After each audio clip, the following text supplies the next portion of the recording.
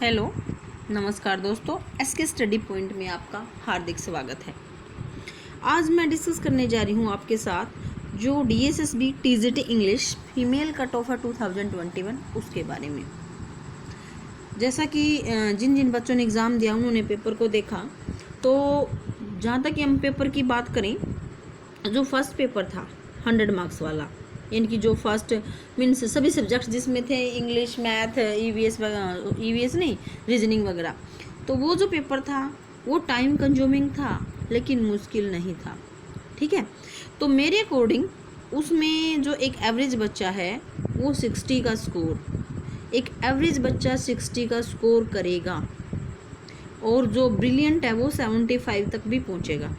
ठीक है, तो एक एवरेज बच्चे की हम बात करें 60 का स्कोर करेगा, और जो सब्जेक्ट वाला पार्ट है अगर उसमें वो 40 भी लेता है तो भी 100 आ गए। कितने आ गए? 100। तो ये एवरेज की बात की हमने। ठीक है, तो एवरेज बच्चे की हमने ये बात की कि भाई वो 100 लेगा।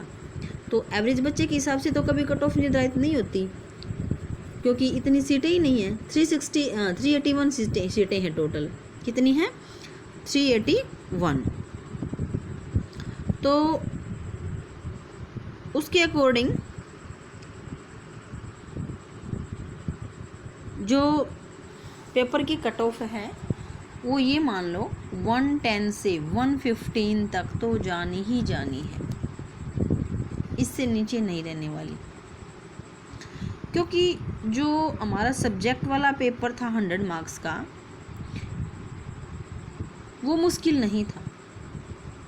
ये बात सही है कि बच्चों की एक्सपेक्टेशंस थी उसके अकॉर्डिंग पेपर नहीं था, क्योंकि सभी 2018 का जो पेपर था उसके अकॉर्डिंग आशा कर रहे थे, यानी कि 40-50 जो क्वेश्चन हैं वो लिटरेचर के आएंगे, ये आस कर रहे थे सभी बच्चे।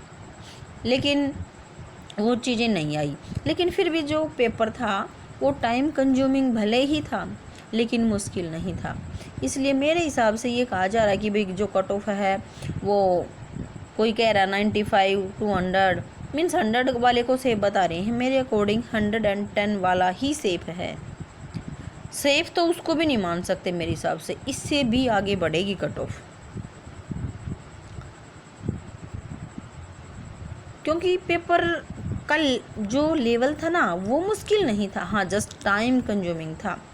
और जो भी टाइम मैनेजमेंट कर गया वही आगे बढ़ गया।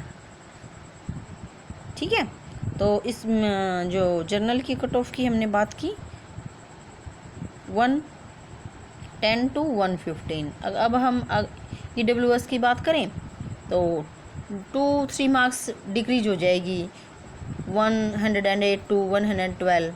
इसी प्रकार से हर कैटेगरी की जो कट ऑफ होती है जैसे डिक्रीज होती है उसी वे में ये डिक्रीज होती चली जाएगी। तो जस्ट ये इन्फॉर्मेशन आपके साथ शेयर करनी थी। Thank you, have a nice day.